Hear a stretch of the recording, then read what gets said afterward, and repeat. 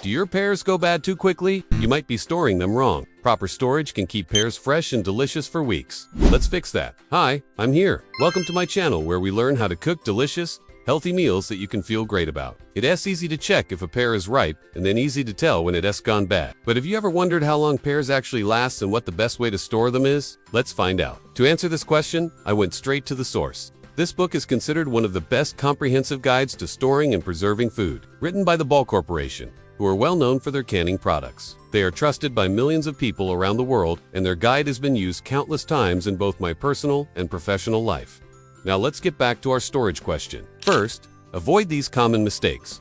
Don't leave pears in direct sunlight. They'll ripen too fast. Don't store them in sealed plastic bags. Trapped moisture will speed up spoilage. Don't keep them near bananas or apples. These fruits release ethylene gas, which makes pears overripe faster. Now that we know what not to do, let's look at the best way to store pears for maximum longevity. First off, if your pears aren't quite ripe yet, keep them at room temperature until they soften. But once they're ripe, it's time to send them to the fridge. Place them in the crisper drawer, and remember the breathable bag or paper towel lined container trick. I've talked about this before, but it's so important that I'm going to mention it again. Produce naturally releases moisture as it respires. Basically, as it continues to live. When produce is stored in plastic bags, the moisture has nowhere to go, and the bag ends up trapping ethylene gas, which speeds up ripening and spoiling. So to combat this, I like to store my veggies and fruits in breathable bags or containers that allow moisture to escape while still protecting the food from external elements.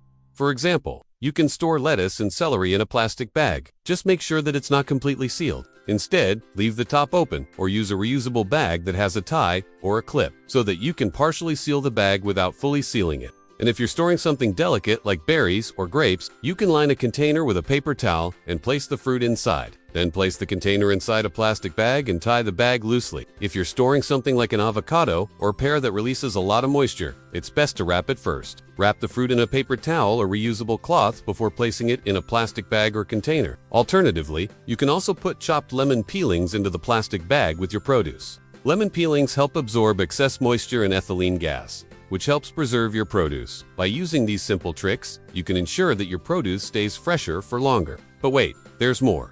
We can't forget about ethylene gas. Ethylene gas is produced by many fruits and vegetables as they ripen, and it can cause other produce to ripen or spoil more quickly. So to keep your produce fresh for longer, avoid storing ethylene-sensitive produce like pears, broccoli, and cauliflower near ethylene-producing fruits like bananas, avocados, tomatoes, and apples. But don't worry, there's a simple solution to this problem. Simply store these fruits and veggies separately. Now that you know all the best practices for storing pears, it's time to put them to the test. I'm going to share a little story. A few years ago, when I was still learning the ropes of cooking and baking, I bought some pears at the grocery store thinking I would impress my boyfriend with a homemade dessert. But what I didn't realize was that I had no idea what I was doing. The pears were super hard, and after I cooked them for what felt like hours, they still weren't soft enough. Needless to say, my culinary debut wasn't exactly a success. Since then, I've learned a lot about cooking. I've realized that one of the most important things is starting with the right ingredients. That means having perfectly ripe avocados that are soft and creamy, lemons that are juicy and full of flavor,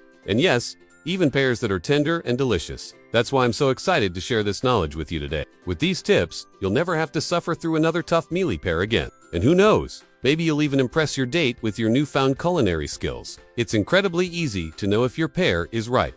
Just give it a gentle press near the stem. If it yields to your touch, it's perfect. A ripe pear will feel just slightly indented when pressed gently.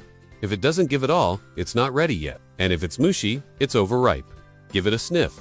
2. A ripe pear will have a sweet, fruity smell. If it smells fermented or alcoholic, it's gone bad. This seems like a good time for a quick refresher on how to properly wash and prepare pears. First, start with unwashed hands. Always remember to wash your hands thoroughly before handling food. Then gently wash the pear under running water. Use a soft brush to remove any dirt or debris. There's no need to soak the pear, just a gentle scrub will do the trick. After washing, pat the pear dry with a clean towel. Inspect the pear and trim off any bruised or damaged areas. Remove the stems and leaves, then cut the pear as desired. If you're not planning to eat the skin, you can leave it on for extra flavor and nutrients. However, if the skin is bruised or damaged, it's best to remove it. To prevent browning, if you're cutting the pear ahead of time, you can sprinkle some lemon juice on it to prevent it from turning brown. To cut a pear without the skin, cut off both ends, then slice lengthwise almost all the way through. Twist the pear slightly to loosen it.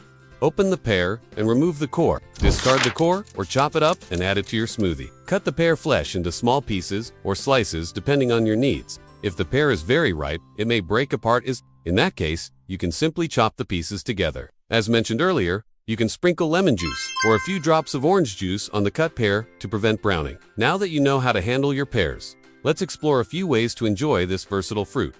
One way to enjoy pears is to eat them raw. Raw pears are a delicious and nutritious snack. They can be eaten as is or cut into slices for a refreshing crunch. Remember, the best pears for eating raw are firm, juicy, and slightly under. They should yield to gentle pressure and have a sweet, fruity aroma.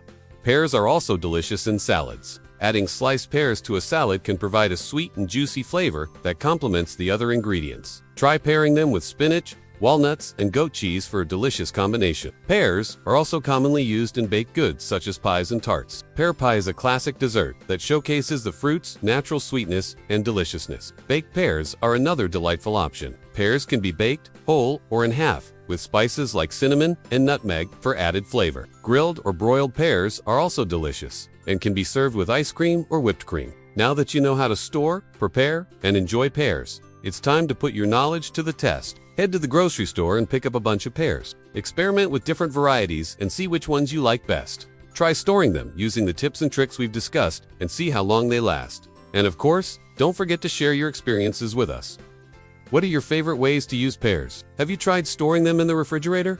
What kind of results did you get? If you found this video helpful, give it a thumbs up and don't forget to subscribe. You can find the full recipe and a link to the best way to store fruit and veggies in the description below.